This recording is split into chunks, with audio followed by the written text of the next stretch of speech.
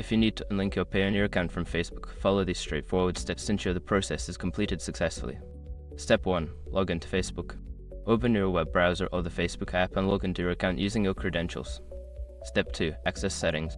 Once logged in, click on the downward arrow in the top right corner of the page or the menu icon in the app and select Settings and Privacy. Then click on Settings. Step 3. Navigate to Payments. In the left sidebar, find and click on Payments. This section contains all your payment methods linked to your Facebook account. Step 4. Manage payment methods. Under the Payments section, look for the option that lists your linked payment methods. Find your Payoneer account and click on it to see more options. Step 5. Remove Payoneer account. Select the option to remove or unlink your Payoneer account. Confirm your choice when prompted to ensure that the account is successfully unlinked.